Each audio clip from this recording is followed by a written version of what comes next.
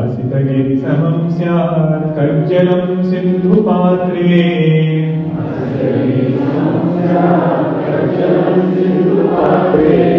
सुरतरुवरशाखा लेखनी पत्रमुर्वी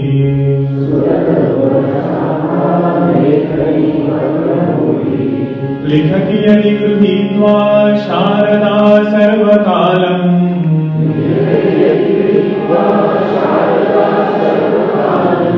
तदपि तव गुणानामीश पारं न याति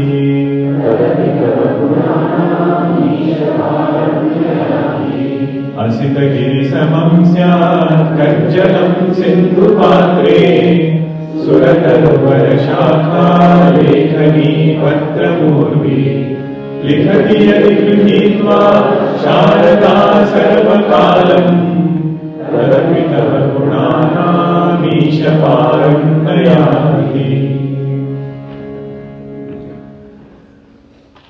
Infinite are Bhagavan's glories, but a metaphor is given how to write these infinite glories. It's almost impossible. So to write, first thing you need is ink.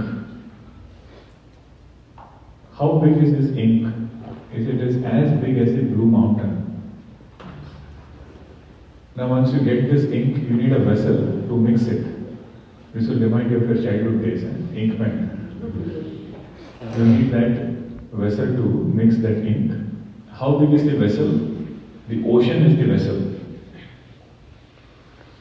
Like ocean, there is this vessel in which you are mixing ink which is as big as the mountain. And what is the paper?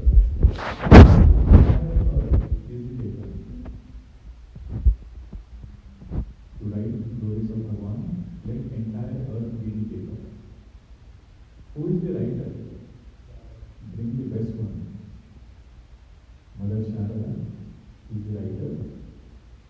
And what is she writing with? The branches of Kalparusha.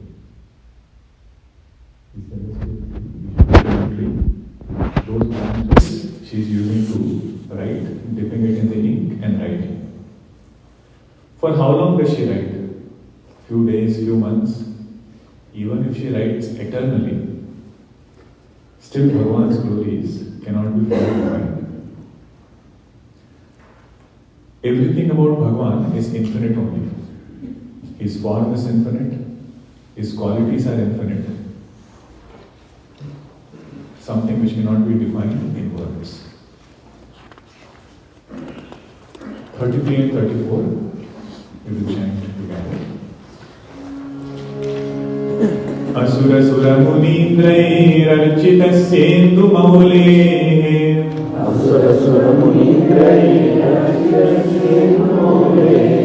ग्रथित गुण महिम्नो निर्गुणस्येश्वरस्य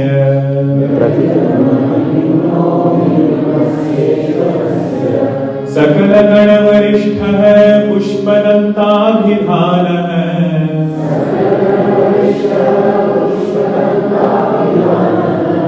रुचिरमलघुवृत्तैः स्तोत्रमेतच्चकार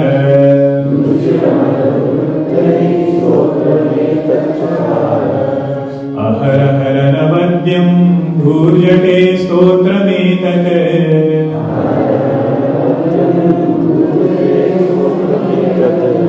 पठति परमभक्त्या शुद्धचित्तः पुमान्यः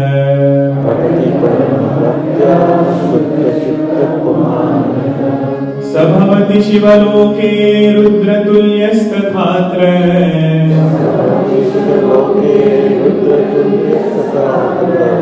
प्रचुरतरधनायो पुत्रवान् कीर्तिमांश्च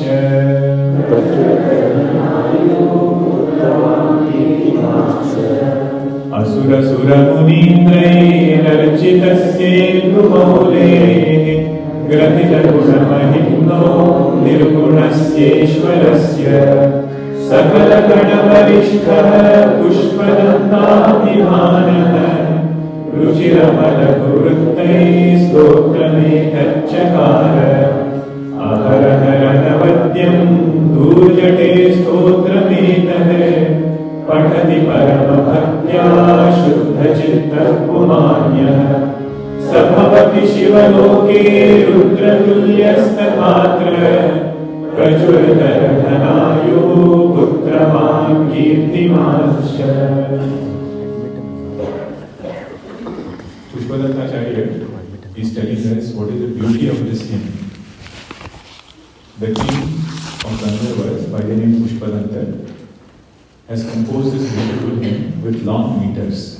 He himself is admitting, this is not simple hymn. I have made it with long meters. That is one way our mind can stay in Bhagavan. When you thought about why the Puranas are so long, you take Ramayana, Valmiki Ramayana, 24,000 verses. Srimad Bhagavatam, 18,000 verses. Now they can write it in few chapters also, few verses also. In fact, they can summarize it in one verse also. There is Ekashloki Ramayana.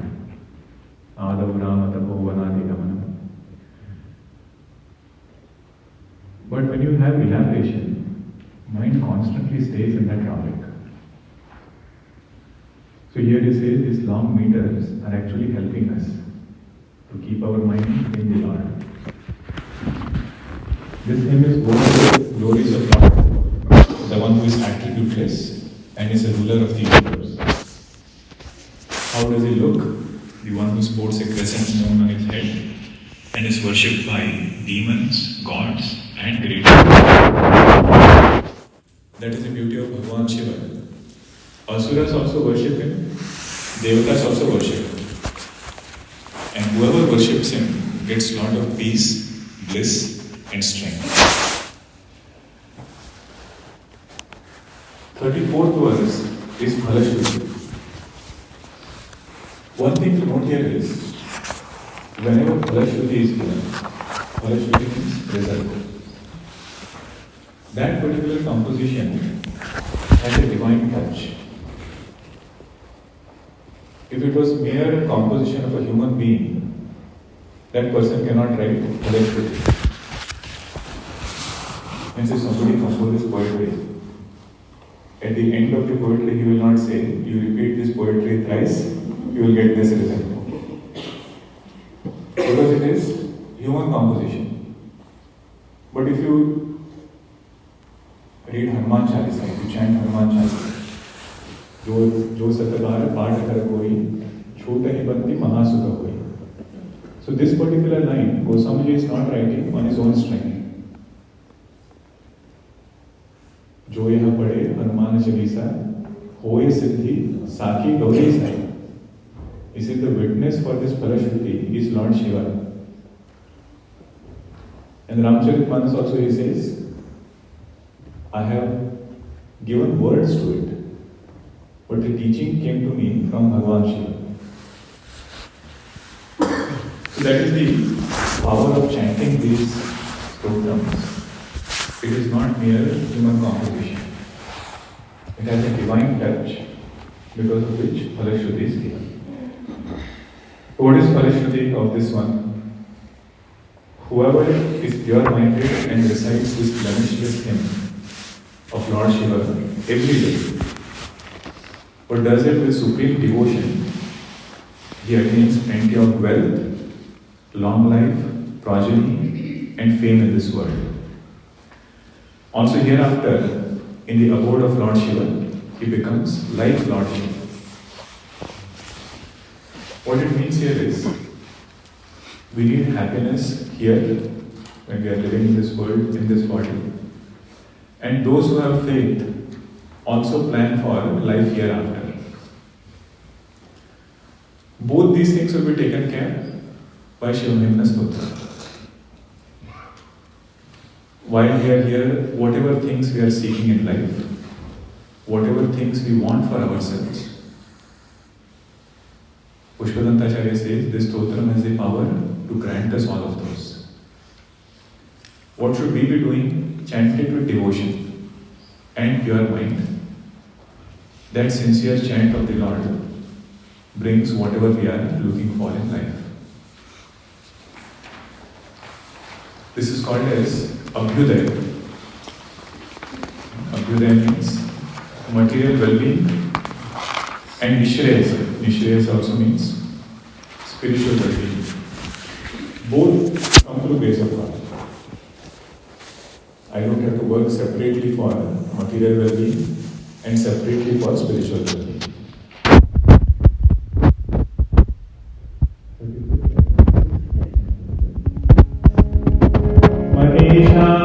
Paro Devo Mahimno na parastuti Aghora na paro mantro Nasti tattvam guru param Dikshadanam tapastirtham Jnanam yagadika kriyah Mahimnastava pathasya Kalam narhanti shodashi Mahesha na paro devo Mahimno na parastuti Aghora na paro mantro Nasti tattvam guru param Dikshadanam tapastirtham Jnanam yagadika kriyah Mahimnastava pathasya Kalam narhanti shodashi. Whichever Purana we study, the deity in that Purana is Ishvara. So here it is, Stuti of Bhagwan Shiva. So who will be the supreme most God? Bhagwan Shiva. That's why it says there is no God greater than Lord Shiva. One thing to appreciate here is, whichever is our Ishta Devata, we should have this power. Whoever is our Ishta Devata, we should feel, my Bhagwan is the most powerful. That doesn't mean others are not powerful. It is just like saying, we all love our mothers. But that love for our mother helps us appreciate other person's love for his mother. Like that, our love for our Ishta Devata is very special, very unique. But it is not a fanatic statement. If you just read it on the surface, it looks like there is no God greater than Lord Shiva. He says, whoever is our Ishta Devata, there is no Bhagwan who is greater than my Bhagwan. You know, bhakti will begin when we start adding that word mine. Mamata is good to have sometimes. Sometimes it is good to have.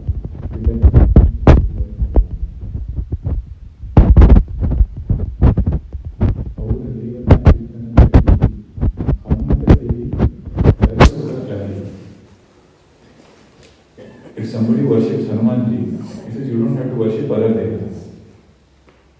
Means Hanumanji is powerful enough to bring all the results. Like that here, Pushpadanta says, my Ishta Devata is Bhagwan Shiva. And he is the best of all. There is no thing greater than Shiva Mahimnah stotram. He says because it's so powerful, it will bring material well-being and also spiritual well-being. Both are included in this. There is no sacred word greater than Aghora mantra. Aghora mantra, sometimes it is referred to a particular mantra in Shiva Agamas.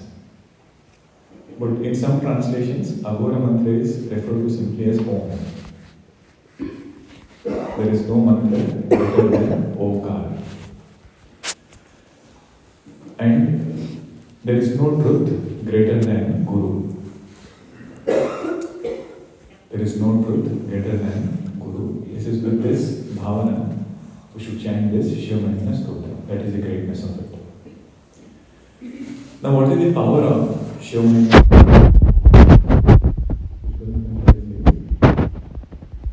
If you take initiation, any kind of initiation, either in Janmaya or in Brahmacharya,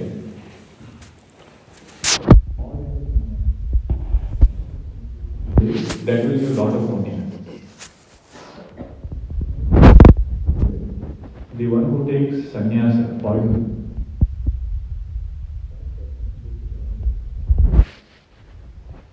even that formal way,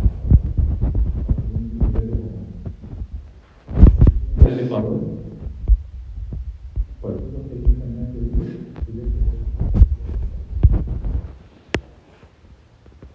but let us say for some reason this jiva has to continue. He says the next destination is better than this world. So any diksha we take, it has its own punya. Second thing is charity. The one who does dana, that dana has lot of.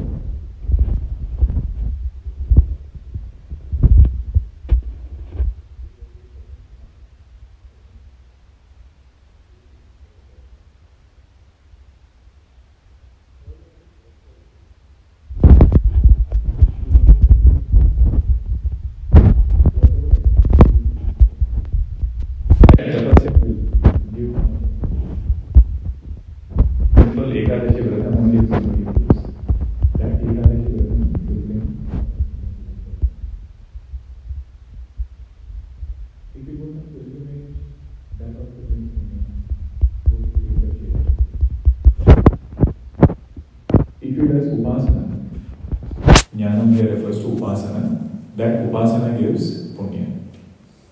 If he does yajnas, fire rituals he does, that ritual gives punya. See, the connection is good actions bring punya, punya brings happiness. There is no direct connection between whatever things we have and how happy we are. The currency to convert it is punya. So this person does rituals also, does yajnas also.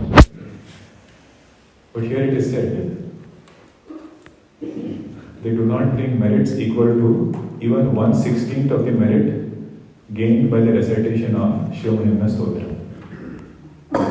Or put it other way, if we chant Shiva Mahimnah stotram, we get 16 times more the merits that come through all these actions.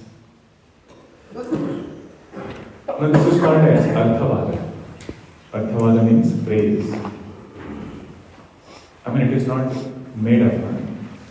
It has this efficacy, but unless it is pointed out in this way, the message doesn't get across to us that we should actually sit down and chant. 37 and 38, we'll chant together. कुसुमदशन नामा सर्वगन्धर्वराजः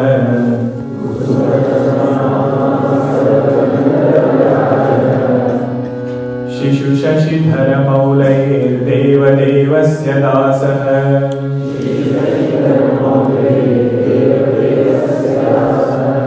स खलु निजमहिम्नो भ्रष्ट एवास्य रोषात्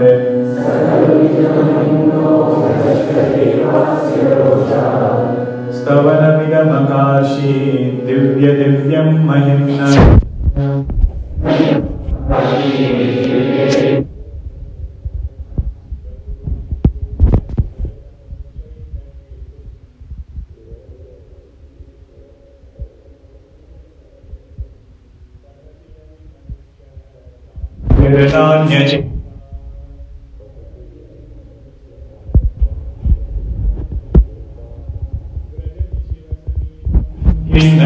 स्तूयमानः स्तवनमिदममोघं Pushpadanta प्रणीतम्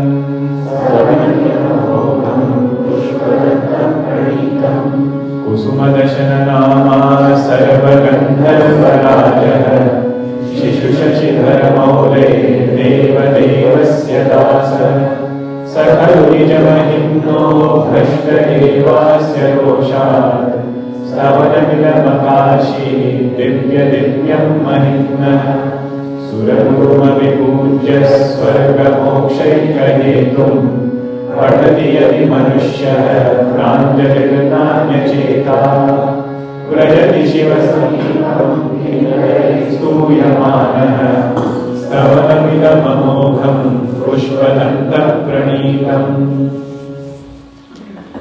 Background story of this hymn we have already seen.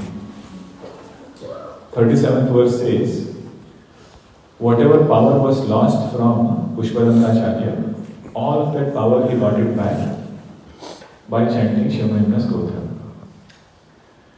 What was the power he had lost?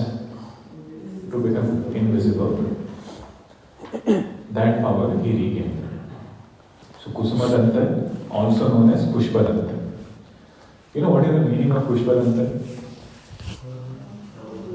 Danta means teeth. Pushpa means flowery teeth. Means one whose teeth is as beautiful as a flower. That is Pushpadanta. Was the king of all Gandharvas and an ardent devotee of the Lord of Lords, Lord Shiva, who wears a crescent moon on his head. Due to Lord Shiva's wrath at his misconduct, he fell from his glorious position. It was then that the Gandharva composed this most divine hymn, and he regained his glory. That was the background story which you already saw in the beginning. Now again and again the results are being highlighted. How to chant this hymn is also pointed out. If a person worships Lord Shiva, the one who is worshipped by gods and great teachers, aspiring for heaven and liberation, and reads this unfailing hymn composed by Pushpadanta with folded hands and without distractions, he certainly attains Lord Shiva's abode and is praised by Kinnaras. So how to chant this hymn? Pushpadanta acharya says, with folded hands and with a single pointed mind. In different places, if you look at bhakti, how it is defined, one of the main aspects in bhakti is absorption. How deeply our mind gets absorbed in Bhagavan, to that extent, grace descends upon the devotee. 12th chapter of Bhagavad Gita also, Bhagavan says, Mayi vamana adatsva, mayi buddhim niveshaya. Adatsva means place it very well. Place your mind very well in me. And not only place it, make your mind enter me. Make your intellect enter into me. Niveshaya. Having done that, what will happen? Nivashisyasi mayi eva. If you put your mind in Bhagavan, that devotee will not live in the world. It is that devotee will come to live in me. Ata urdhvam na samshaya. This devotee will rise in all facets of life. There is no doubt about this. So here also Pushpadanta acharya says, chanting is good, but chanting becomes effective when we are attentive. When mind doesn't go in any other direction and just focuses on the chant. If we have a picture of Bhagavan Shiva, keeping that in front, with folded hands, looking at him and chanting. That's why memorizing is helpful. Right? With folded hands, if you have to chant, if you have it memorized, you can chant it. Or just play the chant along with the prayer. 39, 40, 41 together. Asamaptamidam stotram punyam gandharva bhashitam anaupamyam manohari sarvamishvara varnanam इत्येषा वाङ्मयी पूजा श्रीमच्छङ्करपादयोः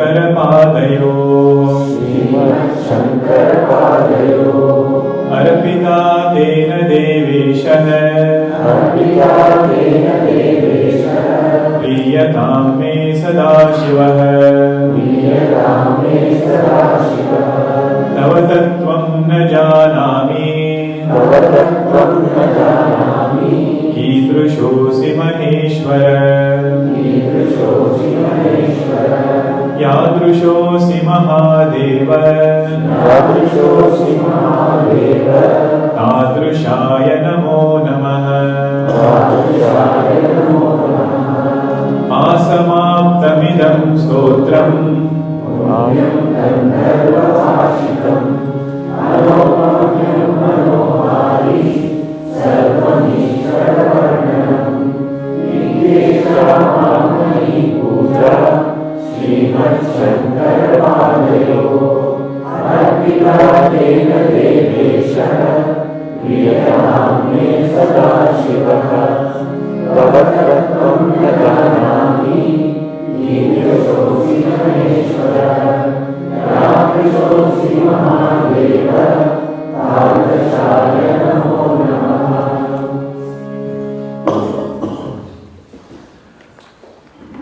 What all things are mentioned in this hymn? He says from beginning till end, only glories of Bhagavan Shiva are brought out in the Shiva Mahimnah stotram. Sung by Gandharva Pushpadanta. This is incomparable, enchanting, and describes all the pristine glories of the Lord. Different leelas we saw, all of them are described in this hymn. Asamapta means from beginning to end. Right from beginning to end, there is only sweet glories of Bhagavan Shiva. In Srimad Bhagavatam it is said, glories of the Lord, it is like fruit juice. Fruit juice without any seed. If you have to eat that fruit and if seed is there, you have to think a lot. When seed will come, you have to take out and keep it outside. But when you have something like Srimad Bhagavatam, the whole text itself is very sweet. You can just drink it as rasa. Like that Pushpadanta acharya says, you don't have to worry about screening out anything in Shiva Mahimnah stotram. Right from beginning till end is only sweet glories of Bhagavan Shiva. What is the motivation, what is the prayer that we are asking to Bhagavan after doing everything? Actually, this should be the prayer in all pursuits of life. Worship in the form of words is offered at the feet of Lord Shiva. May the eternally auspicious Lord Shiva be pleased with me. Whatever we are doing, wherever we might be doing it, the final prayer of a devotee is, he says, Bhagavan, are you happy with this? And whenever Bhagavan is happy, he expresses in the form of inner joy. Because he is seated as Antaryami. If he is unhappy, mind will be disturbed. So his way of giving a nod is inner contentment, inner joy. This devotees only ask in every action that he does is, may Bhagavan be pleased with me. Next verse is very beautiful. He says, Bhagavan, 41 verse. 41 verse, not 42. Bhagavan, your form is so vast, it is so majestic. And really speaking, I don't know your glories. I don't know anything about you. I do not know your true essence as to what you are. I might not know. You know it, right? He says, whatever way you know it, in that way I worship you. Let's look at the second line. O Lord of all, my salutations again and again to that nature of yours which you really are. Your essential nature is beyond my comprehension. But in whatever way you know yourself, In that way, I worship you. How many times should I chant this hymn? 42nd verse is clear instruction. Ekakalam dvikalam va trikalam yah pathen naraha sarva papa vinirmuktah Shiva loke mahiyate Shri Pushpadanta mukha pankaja nirgatena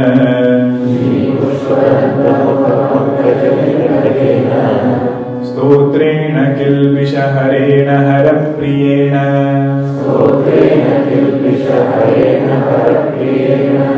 kantasthitena patitena samahitena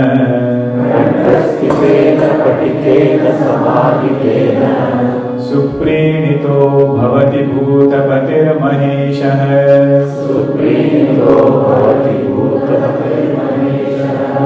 Ekakalam dvikalam va trikalam yah pathen naraha sarva papa vinirmuktah Shiva loke mahiyate Shri Pushpadanta mukha pankaja nirgatena stotrena kilvishaharena harapriyena kantasthitena patitena samahitena suprenito bhavati bhutapatir maheshah suprenito bhavati bhutapatir maheshah Iti Shri Pushpadanta acharya virchitam Shiva Mahimnah stotram samaptam. How many times should I chant this hymn? Pushpadanta acharya says, ideally thrice a day. Doctors give those pills, right? How many times you take? This is ideal one is 3 times a day. If not thrice, 3 times a day. When is this? Morning, afternoon, evening. Rikala Sandhya, like we do. Like that it is said, 3 times, ideally we can chant this. If not thrice, we can chant it twice a day. Morning and evening. Sunrise and sunset. My life is very busy. I can't chant it twice. So if not twice, at least chant it once. At least chant it once in a day. If even this is difficult, chant it every Monday, once a week. That's why they have special days for different deities. At least on Monday, trying to chant Shiva Mahimnah Stotra. If even this is difficult, we should chant it whenever we are seeking inner strength. Our acharya should become in this stotra, and it should be so powerful that whatever might be bothering this sadhaka, he says, if I chant Shiva Mahimnah Stotram, everything will be okay. Ideally chant it thrice, if not twice, if not once, if not once a week. If not that, hold on to it in the times of difficulty. It will only do us good. This hymn, which is capable of removing all sins, and it is very dear to Lord Shiva, has emerged from the lotus-like mouth of Sri Pushpadanta. When recited with memory and with unwavering devotion, Lord Shiva, the Lord of all beings, becomes greatly pleased. Chanting it with 2 qualifications here. What is it? One is with memory, and second one is unwavering devotion. There is a good news about Shiva Mahimnah Stotram. The last line of Shiva Mahimnah Stotram doesn't repeat. Whichever Stotram last line repeats is difficult to memorize. Like this Stotram, last line is Tasmai Shri Gurave Namaha. So next line you have to think, what is the next line starting with? So Shiva Mahimnah Stotram, last line is different from all shlokas. So naturally you will start the next verse. And the beauty is constant listening. Subconsciously, we'll pick up the chanting. Just look at how we learned Hanuman Chalisa. Did we go to some teacher, sit down and repeat and learn? Just listening. Constant repetition. Hanuman Chalisa was memorized. Like that, this stotram also. Sanskrit might be a little difficult. But more we repeat it, more we chant it, out of memory and unwavering devotion, that pleases Bhagavan Shiva. If Bhagavan is pleased, we don't have to worry about anything else. If everything else is good and Bhagavan is not pleased, not to worry. So this particular stotram says, sincere chanting, that pleases Bhagavan. If we understood the meaning, it's a bonus. But even without the meaning, chanting itself has a lot of power. Now you see one additional verse there on page number 55. This verse is in Shiva Darshana. When they chant Shiva Mahimnah stotram, after Namo Nidishthaya, this verse is chanted in that sequence. But I'll just explain the gist of this. We will not chant it. The devotee is praying for forgiveness to Lord Shiva. He says, Bhagavan, please forgive me. Bhagavan must have asked, what mistake did you commit that you are asking for forgiveness? He says, forgive me for 2 mistakes of mine. He says, 2 mistakes? What are those? Right now I am looking at my physical body. The very fact I have a physical body, I was forced into Janma, I was forced into taking human birth, means I did not bow down to you in my past birth. In my previous birth, I did not do my bhakti towards you. If I had done, I would not be reborn. So that is one mistake I committed in the past. I did not bow down to you. Bhagavan said, okay, forgiven. Now what is the second mistake? He says, one mistake I am going to commit next. You are going to commit a mistake next and you are happily saying it. What is that mistake? Bhagavan, having seen you, your darshan is so powerful, your devotion is so powerful, that I know for sure that I am not going to have a rebirth. So if I don't have rebirth, I will not have physical body. If I don't have physical body, I cannot bow down to you. This is the second mistake I am going to commit. So please forgive me for both these mistakes. So with this, our Shiva Mahimnah stotram concludes. We'll chant the first verse just as a reminder that we have to constantly keep studying this and our learning will continue. Together we can chant. Mahimnah parante paramavidusho yadya sadrushi stutir brahmadinam apitadavasanna gira athavachya sarvah swamati parinamavadhigunam mamapesha stotre paranirapavanah parikara. Om Har Har Namah Parvati Pataye Har Har Mahadeva Sadgurunath Maharaj Ki Jai. With Bhagavan's grace, Puja Gurudev's blessings, we could study Shiva Mahimnah stotram in this Thanksgiving camp. Many of you asked, why did I choose Shiva Mahimnah stotram? What was your thought process? You know what I realized is, whichever text you want to study, take that text for teaching. That is the best way to study it. That is the best way to reflect on it. And I also realized another thing. whichever text you want to teach it in Krishnalaya. Because people cannot run away.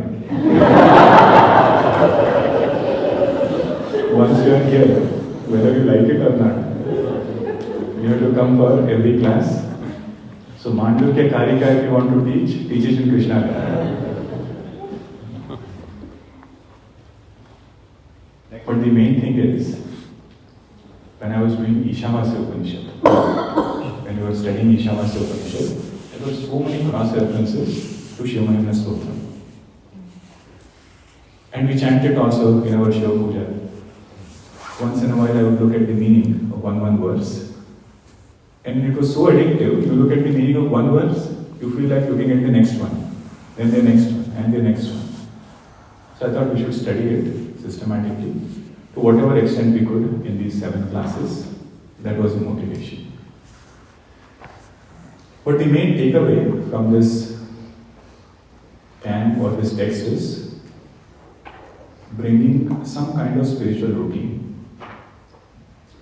If it is already there, we have to strengthen it. If we are starting new, then Shiva Mahimnah stotram is the best one. Evening time, lighting a lamp, just playing the chant, keeping the book in front, and chanting the whole stotram. If you can do it with family, all these samskaras subconsciously will get absorbed. If they don't sit with us, that is okay. But at least if they keep listening to it, if you miss one verse, they will complete it. That is the impression that gets created in a child's mind. So that is our prayer. May Bhagavan be pleased with us. And may we get inspired to do more of this chanting and bhakti. How many times to chant, we already saw the number. So whatever is suitable for us, we can pick. Another thing in addition to this is, at least one satsang we should do per week. One satsang every week. Try to attend whichever class connects with you. We have a big buffet. If you like Vedanta, we have Vedanta classes. If you like devotion, we have devotional classes. Yoga Kendra has their own classes. So wherever you can connect, then what will happen is, whenever you study shorter text, the joy from studying those texts is even greater. You must have noticed many concepts we cannot cover in detail. Like Mahavakya, for example, we just touched upon it and went ahead. So in 7 days you cannot cover it, you need more elaboration outside. So that is something we can try to do. Last but not the least, camp of this magnitude does not happen without the sincere efforts of all our sevaks. So my sincere gratitude to all of them. Very cheerfully and happily, they do this year after year. Can you guess which is the year of this Thanksgiving camp? 19th year. 19th year, which is very appreciable. And every time it feels new. How Bhagavan is old yet new. I feel all our things should be like that. Every year we should find something inspiring. So many teams you saw here. All of them have worked very hard. Invoke Bhagavan's grace. May He give us more enthusiasm to continue doing this. It's a very important year also. 10th anniversary of our Sandeepany Ashram, and 2025 is MSC, Mahasamadhi Camp at San Jose. So more details we will announce regarding the upcoming yajnas. Otherwise, have a safe drive back to San Jose and wherever you have come from, and looking forward to seeing you all at our ashram. Om Purnamada Purnamidam Purnat Purnamudachyate Purnasya Purnamadaya Purnamevavashishyate. Om Shanti Shanti Shanti. Hari Om Shri Gurubhyo Namaha. Hari Om.